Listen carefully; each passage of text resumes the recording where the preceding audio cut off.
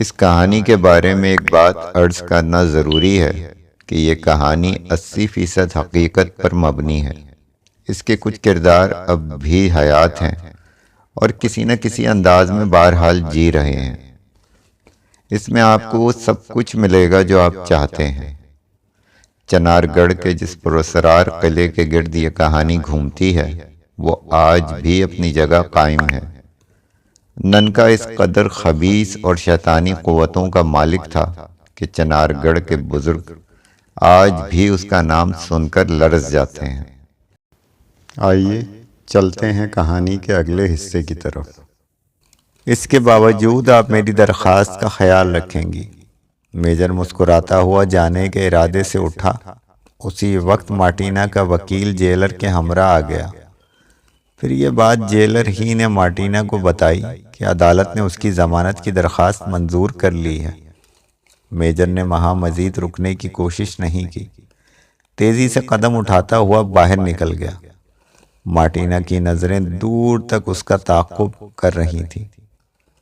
مرنے والے پہرے داروں کی جیب سے چابی نکال کر ننکا نے نہایت اطمینان سے قلعے کا دروازہ کھولا اور اندر داخل ہو گیا، جہاں کہیں کہیں مدھم روشنی ضرور تھی، لیکن زیادہ تر حصہ تاریکی میں ڈوبا ہوا تھا۔ تمہیں اس بات کا علم کس طرح ہوا کہ چابی پہرے دار کی جیب میں موجود ہے؟ شرافت حسین نے پوچھا۔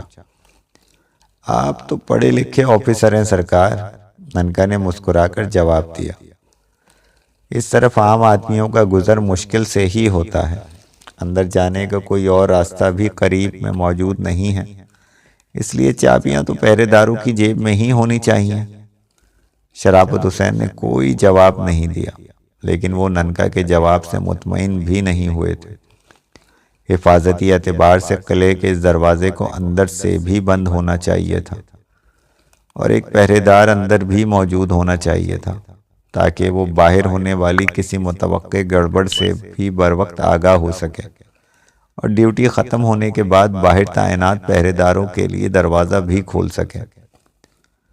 ننکا نے خون آلود روئی سے چراغ روشن کر کے بچے کی بھٹکتی ہوئی روح سے جو معلومات حاصل کی تھیں وہ شرافت حسین کے علم میں بھی تھیں۔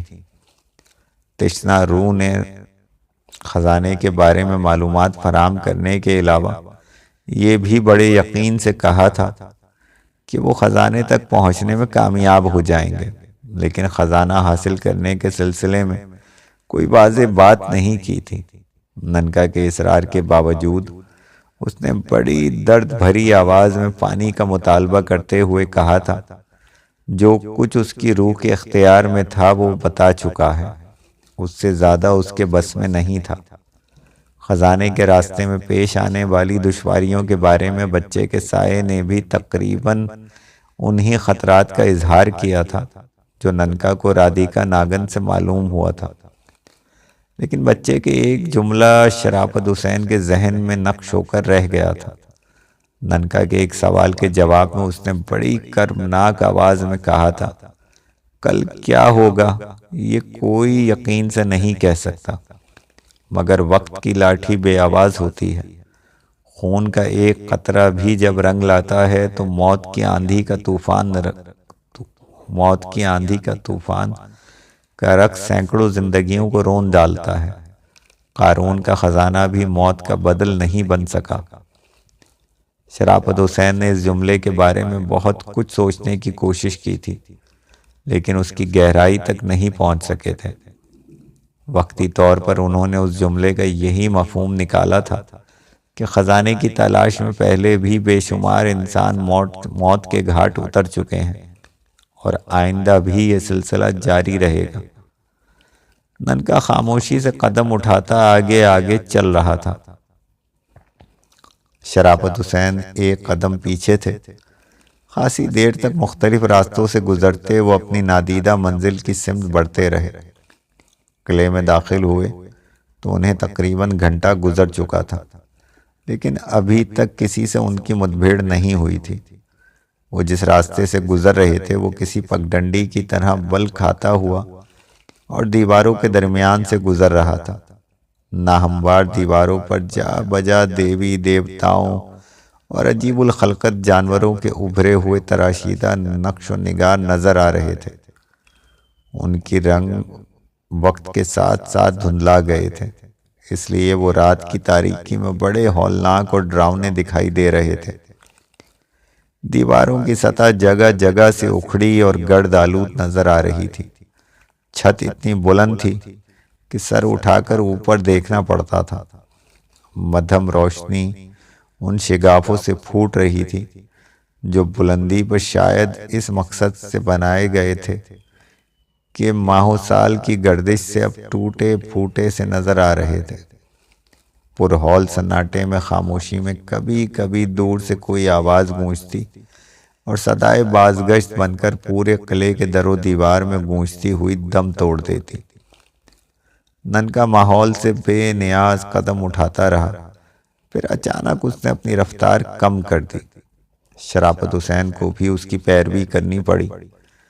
پگڈنڈی نما راستہ ایک موڑ پر جا کر اس طرح بند ہو گیا تھا کہ آگے بڑھنے کے لیے کھڑے کھڑے گزرنا ممکن نہیں تھا۔ البتہ 2 فٹ کا سرنگ نما راستہ ضرور موجود تھا جو گھپ اندھیرے میں ڈوبا دکھائی دے رہا تھا۔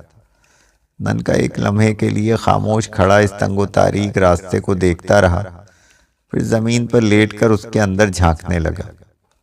انداز ایسا ہی تھا جیسے وہ اس کی لمبائی اور اس سے گزر کر دوسری جانب نکلنے کے امکانات کا جائزہ لے رہا ہو۔ شرافت حسین بھی گھٹنوں کے بل بیٹھ گئے۔ ننکا نے اپنے چرمی تھیلے سے ٹارچ نکال کر خلا میں روشنی کا دائرہ پھینکا۔ کچھ اتنی تیز روشنی سے اندر کی طرف جھانک رہا تھا، پھر ٹارچ بجھا کر شرافت حسین سے مخاطب ہوا۔ یہ سرنگ نما راستہ مجھے اپنی کامیابی کی پہلی منزل نظر آ رہی ہے۔ کیا مطلب؟ دھیان سے دیکھو سرکار۔ ننکا نے ٹارچ روشن کر کے خلا کے اوپری حصے پر روشنی ڈالی۔ یہ راستہ کبھی بڑی آسانی سے خزانے تک جاتا ہوگا، پرنتو انگریز سرکار نے اسے بعد میں بند کر دیا۔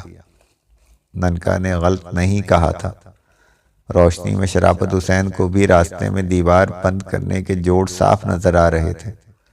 کام بڑی نفاست سے کیا گیا تھا، لیکن نئی اور پرانی تعمیر کا فرق واضح طور پر موجود تھا۔ تمہارا اندازہ اگر درست ہے تو آگے جا کر ہمیں اور زیادہ دشواریوں کا سامنا ہوگا، شرافت حسین نے سنجیدگی سے کہا۔ ہو سکتا ہے سرنگ نما راستے کی دوسری جانب زیادہ سنگین پہرے دار موجود ہوں اور یہ راستہ ہمارے لیے ایک چوہے دان ثابت ہو۔ جب میں ایک بار داخل ہونے کے بعد ہمارا واپس نکلنا ناممکن ہو۔ راجوں مہاراجوں نے دھن دولت تھالی میں سجا کر تو نہیں رکھا ہوگا کہ جس کا من چاہے ہڑپ کر جائے، ننکا نے آلتی پالتی مار کر بیٹھتے ہوئے کہا۔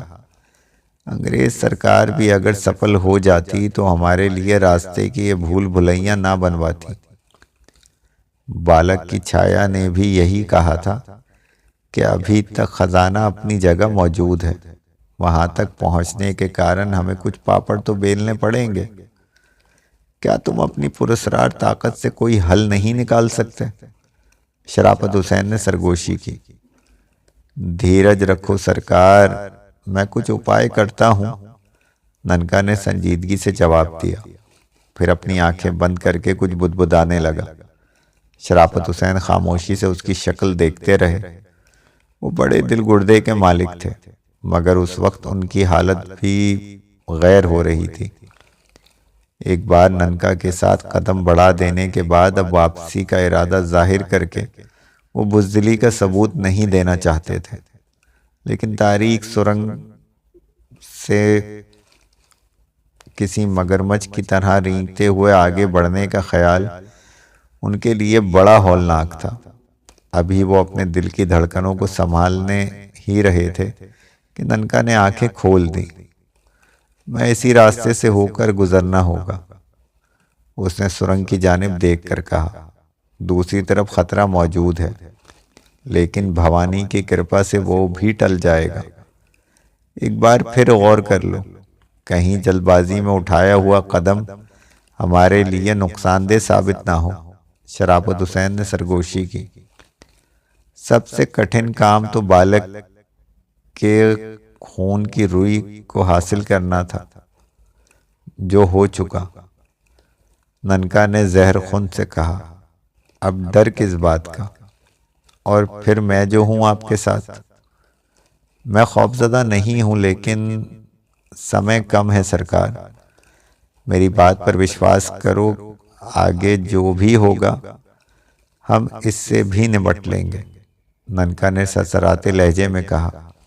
پھر زمین پر لیٹ کر اس نے چرمی تھیلا اپنے آگے کیا، سیدھے ہاتھ میں ٹارچ دبائی اور الٹے ہاتھ سے تھیلے کو خلا میں اندر پھینک کر خود بھی تیزی سے کونیوں اور گھٹنوں کے بل زمین پر لیٹ کر پھرتی سے کھسکتا ہوا تاریک سرنگ میں داخل ہو گیا۔ شرافت حسین بھی ہمت کر کے ننکا کے تعاقب میں اسی خلا میں داخل ہوئے، جہاں گھپ اندھیرے کے علاوہ ایسی ناگوار بدبو تھی جو عموماً حشرات الارض یا پھر جنگلی جانوروں کے جسم سے پھوٹتی تھی۔ ننکا کے پاس ٹارچ موجود تھی، لیکن جانے کیوں اس نے اسے روشن نہیں کیا تھا۔ 15 منٹ تک وہ گھپ اندھیرے میں آگے بڑھتے رہے۔ شرافت حسین نے ہمیشہ دوسروں پر حکم چلایا تھا، لیکن اس وقت وہ خزانے کے لالچ میں ننکا کے احکامات کی تعمیل کرنے پر مجبور تھے۔ سرنگ کتنی لمبی تھی انہیں مطلق علم نہیں تھا، لیکن جب دوسری جانب سے روشنی کی جھلک نظر آئی تو اس بات کی امید بند گئی کہ اب دہانہ زیادہ دور نہیں ہے۔ ننکا کسی جنگلی مگرمچھ ہی کی طرح رینگتا ہوا خلا سے دوسری سمت نکل گیا تو شرافت حسین نے بھی اپنی رفتار بڑھا دی۔ جگہ کی تنگی، اندھیرے اور بدبو کی وجہ سے ان کا دم گھٹنے لگا تھا، لیکن دوسری جانب نکلنے کے بعد انہیں سکون کا سانس بھی لینا دشوار ہو گیا۔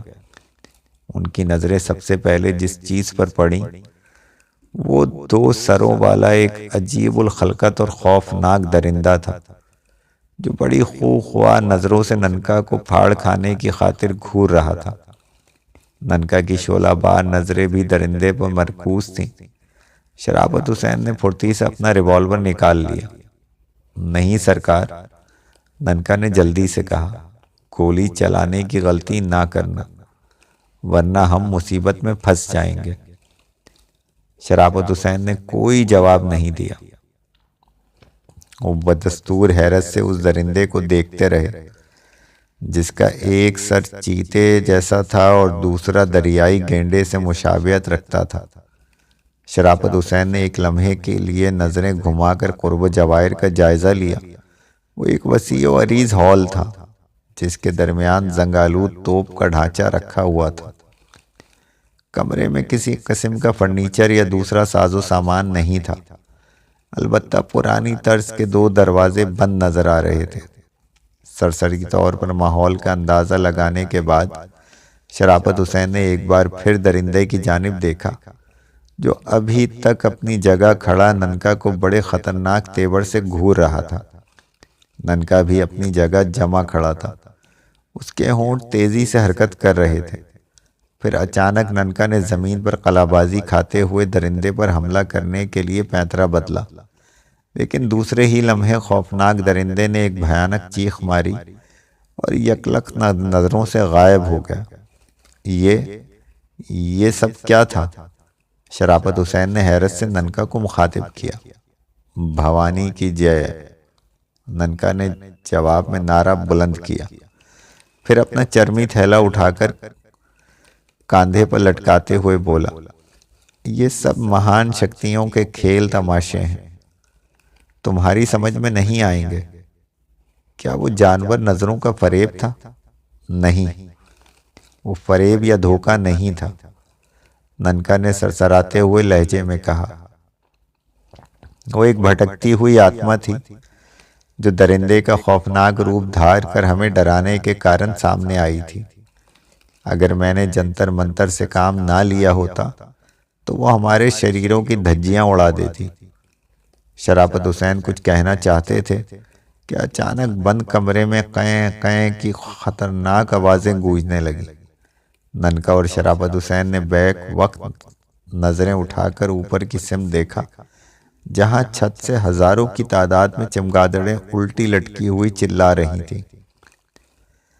میرے خیال میں یہاں سے نکل چلنا چاہیے، شرافت حسین نے سرگوشی کی۔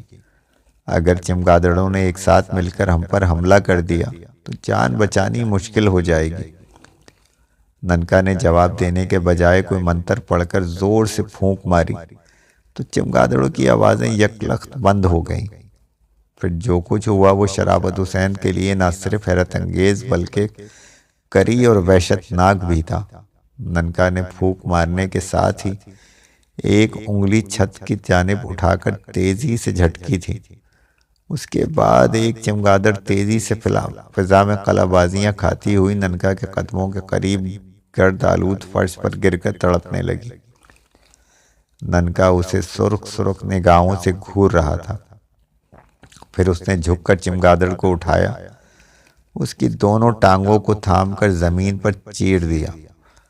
اس کے خون کو اس طرح اپنے جسم پر ملنے لگا جیسے وہ کوئی مقدس فریضہ ادا کر رہا ہو۔ اس کام سے فارغ ہونے کے بعد اس نے دوبارہ جے بھوانی کا نعرہ بلند کیا۔ ننکا کا پراسرار سیاہ وجود گاڑے گاڑے خون میں لتھڑا ہوا بڑا بھیانک نظر آ رہا تھا۔ شرافت حسین نے اپنے ہونٹ سختی سے بھینچ لیے۔ ننکا کے بارے میں انہوں نے جو کچھ سن رکھا تھا اس وقت وہ اس سے زیادہ ہی غلیظ اور وحشی نظر آ رہا تھا۔ چند ثانیے تک ننکا فاتحانہ انداز میں نظریں اٹھائے چمگادڑوں کو گھورتا رہا جو اب سہمی سہمی نظر آ رہی تھیں۔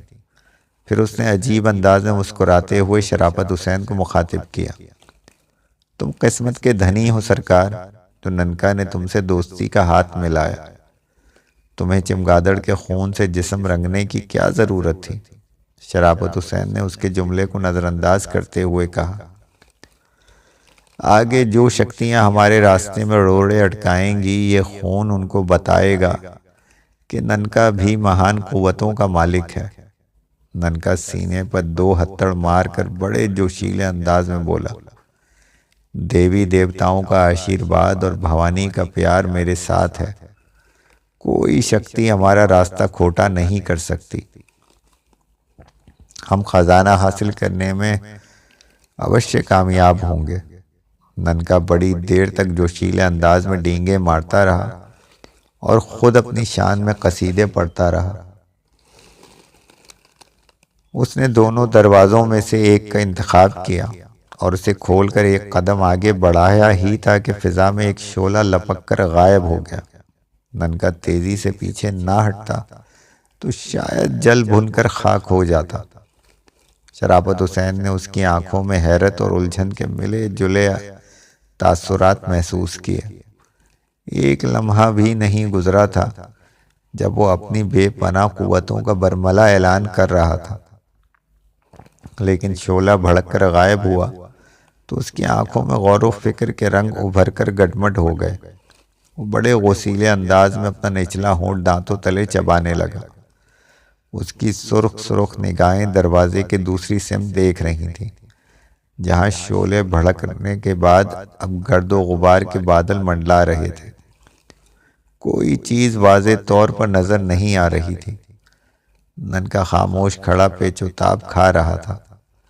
اگر کوئی اور موقع ہوتا تو شرافت حسین ننکا کی کیفیت پر دل کھول کر خوشی کا اظہار کرتے، لیکن اس وقت وہ بھی حالات کے بھنور میں ننکا کے ہمراہ تھے، بلکہ اسی کے رحم و کرم پر تھے۔ بچے کی روح نے بھی یہی اشارہ دیا تھا کہ شاہی دفینے تک پہنچنے کے لیے انہیں قدم قدم پر خوفناک بلاؤں سے ٹکرانا ہوگا اور دشواریوں سے سینہ سپر ہونا پڑے گا۔ ننکا نے اپنی کالی قوتوں کے بل پر شرافت حسین کو یقین دلایا تھا کہ ہر بلا اور مصیبت سے ٹکرانے کی ہمت اور طاقت رکھتا ہے، لیکن اس وقت شعلے کے بھڑک کر غائب ہو جانے کے بعد وہ کچھ پریشان دکھائی دے رہا تھا۔ کیا بات ہے؟ شرافت حسین نے مدھم آواز میں دریافت کیا۔ میں تمہاری نظروں میں الجھن اور پریشانی محسوس کر رہا ہوں۔ کیا شعلے کا نظر آنا ہمارے لیے نیک شگن نہیں ہے؟ تم کوئی چنتا مت کرو سرکار، ننکا اس پرکار کے ہزاروں کھیل تماشے دیکھ چکا ہے۔ کیا ہمیں اپنا راستہ تبدیل کرنا پڑے گا؟ نہیں، ننکا نے بدستور خاک اور دھول کے بادلوں کو گھورتے ہوئے کہا، اگر ہم نے راستہ بدل دیا تو بھٹک جائیں گے۔ ایک شکتی ایسی ہے جو ہمارا راستہ کھوٹا کرنا چاہتی ہے، لیکن میں اس سے نمٹ لوں گا۔ بس ایک اس کے کھل کر سامنے آنے کی دیر ہے۔ یہ تیرا وچار ہے مورکھ، اچانک گرد و غبار کے مرغولوں میں سے کھرکھراتی ہوئی آواز ابھری۔ تو نے اب تک جو شکتیاں پراپت کی ہیں سرکس کے کسی گرو سے زیادہ نہیں۔ جوکروں کی طرح چھلانگیں لگا کر دوسروں کو حیرت میں ڈال دینا کمال نہیں کہلاتا۔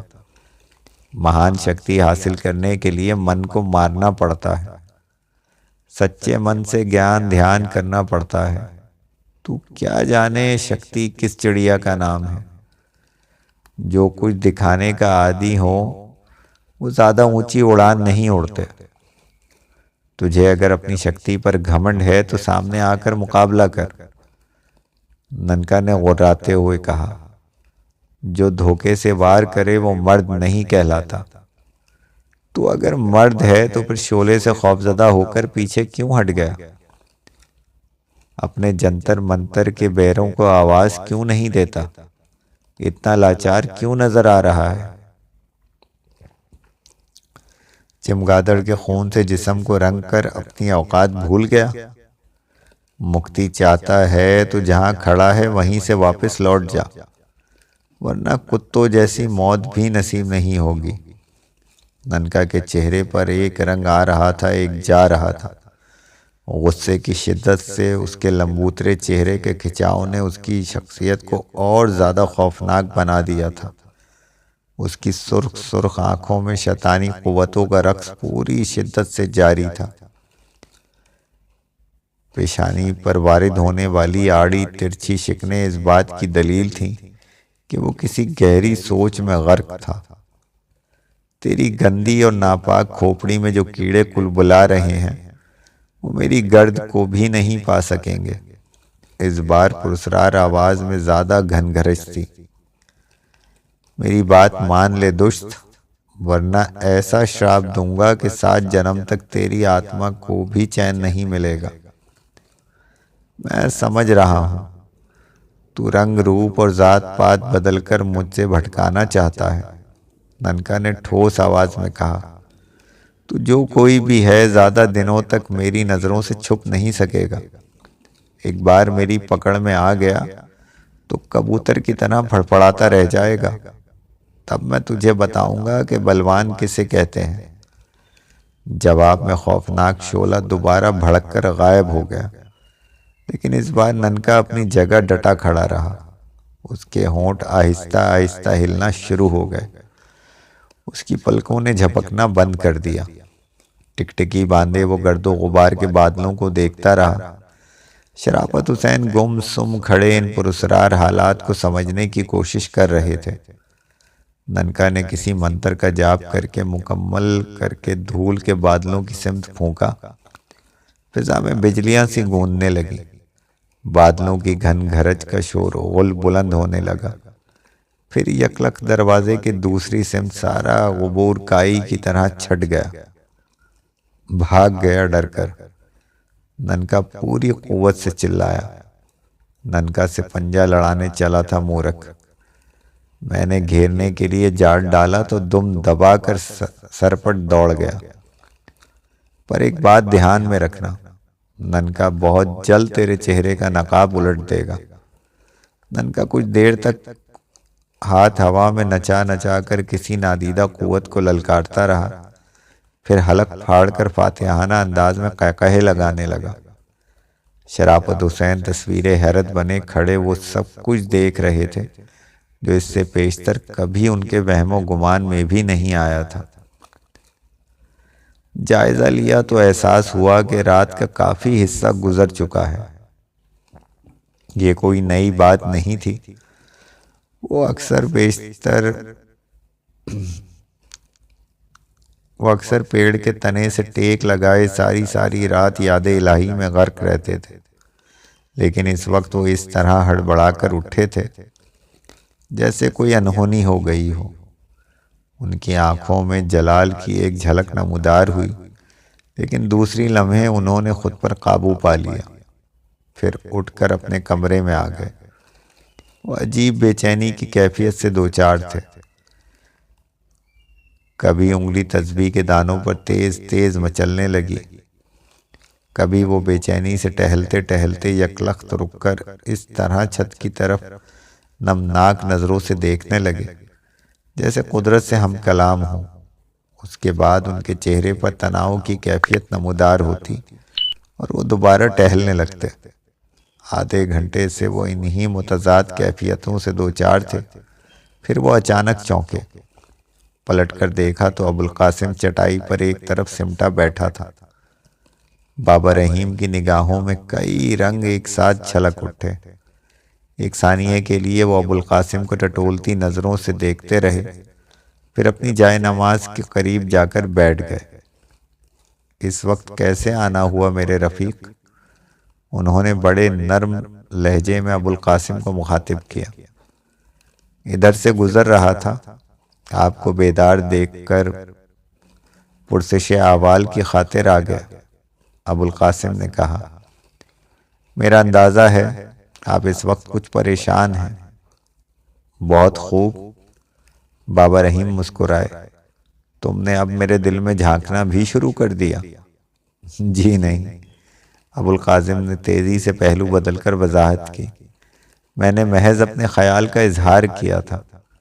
میری اتنی مجال کہاں کہ میں آپ جیسے برگزیدہ اور پہنچے ہوئے بزرگ کے ساتھ قدم ملا کر بھی چل سکوں۔ اس وقت کہاں سے آ رہے ہو؟ بابا رحیم نے سپاٹ آواز میں دریافت کیا۔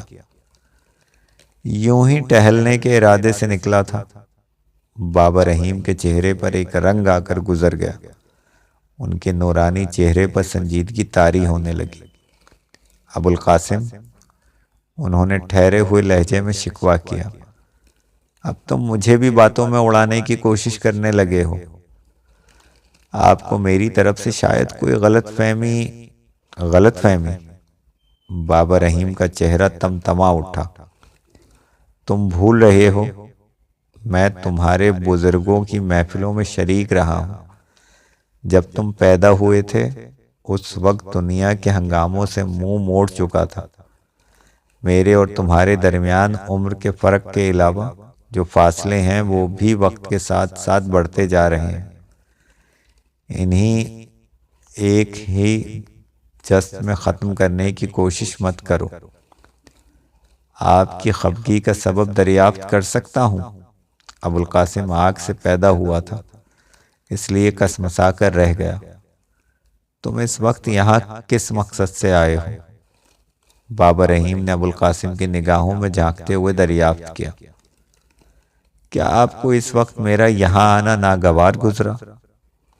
بات ٹالنے کی کوشش مت کرو میرے عزیز، بابا رحیم بڑے ٹھوس لہجے میں بولے۔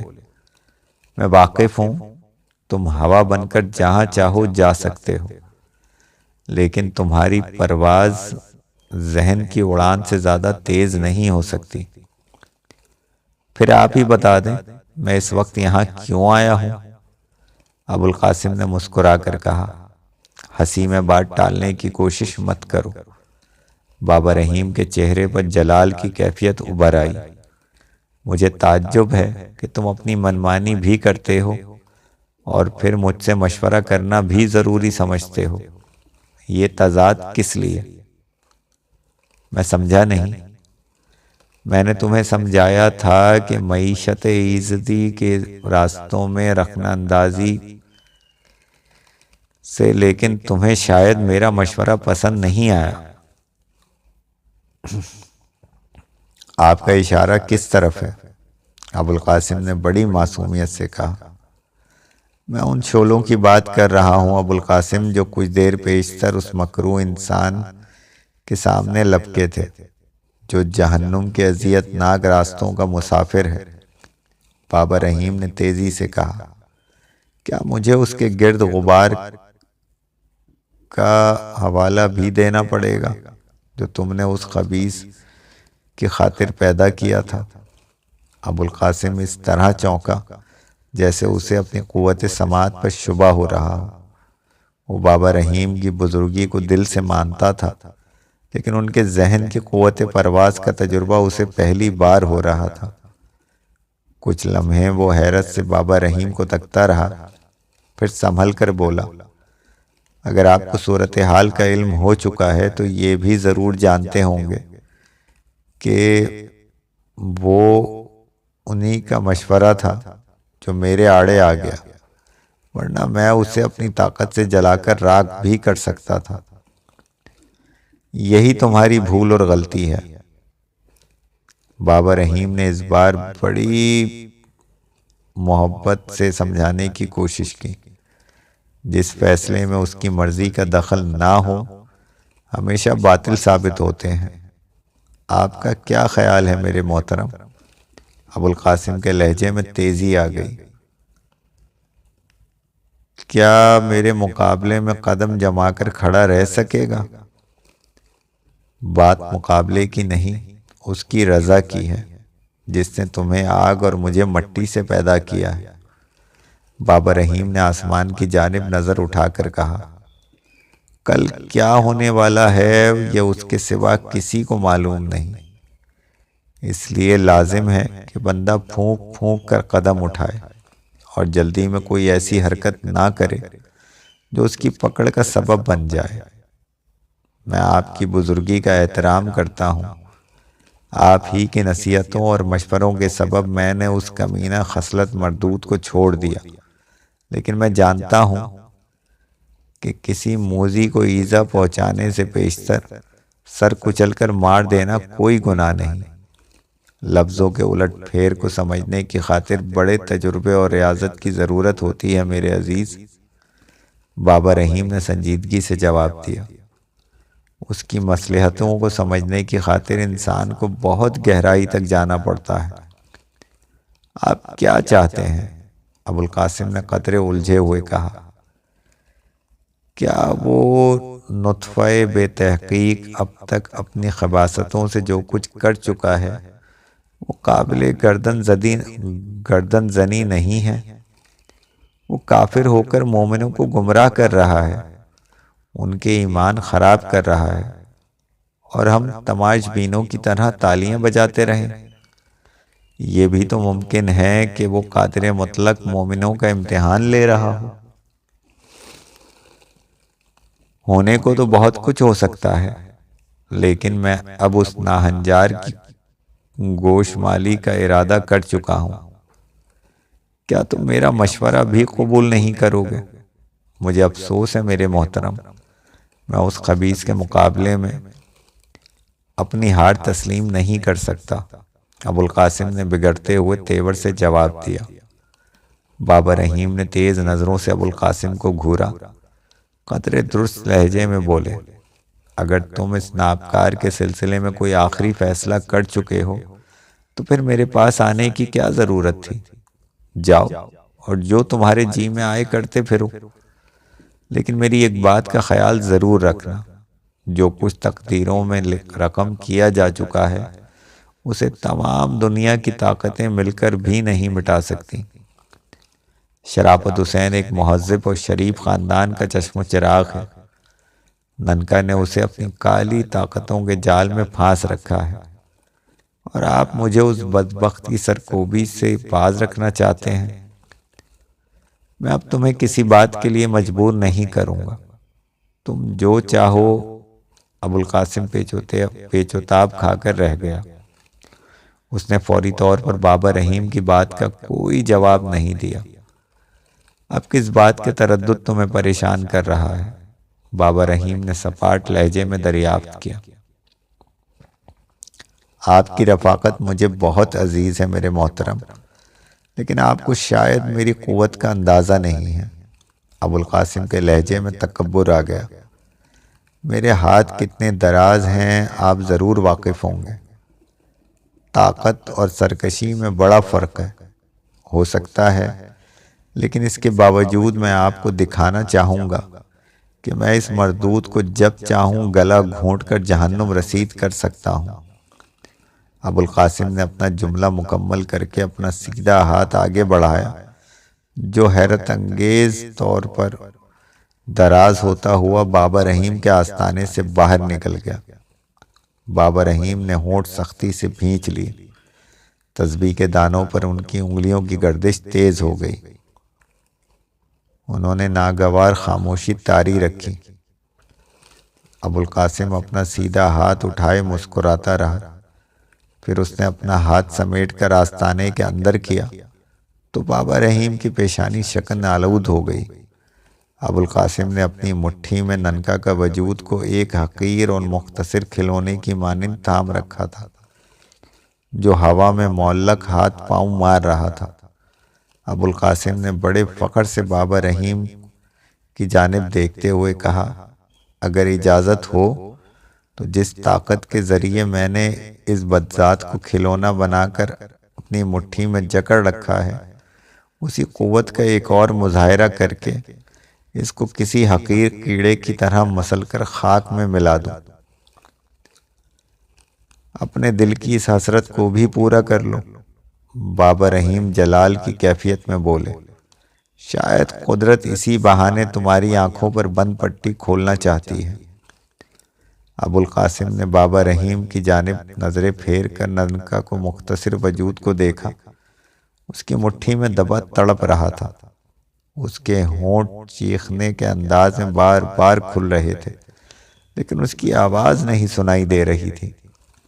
ابو القاسم نے ایک ثانیے کے لیے نہایت حقارت اور نفرت بھری نظروں سے گھورتا رہا، پھر اس نے انگلیوں کی گرفت کو تیزی سے تنگ کرنا شروع کر دیا تو ننکا کی سرخ آنکھیں حلقوں سے ابل کر باہر آنے لگیں۔ بڑے کرب کے حالت سے دوچار تھا، موت اور زندگی کی کشمکش سے دوچار۔ وہ ہاتھ پاؤں مارتا رہا، پھر اس کا جسم ساکت ہو گیا۔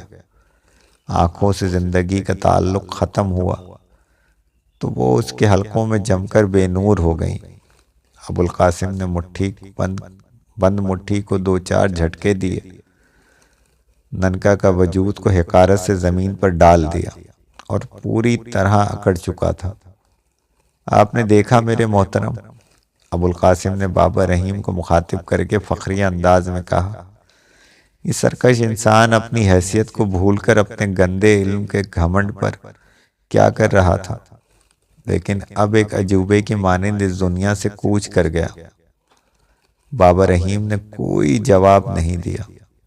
حق اللہ کا نعرہ لگا کر انہوں نے ہاتھ بڑھا کر زمین سے مٹی کی ایک چٹکی اٹھائی، منہ کے قریب لا کر دل ہی دل میں کچھ پڑھ کر اس پر پھونکا، پھر اسے ننکا کے عجوبے کی جانب اچھال دیا۔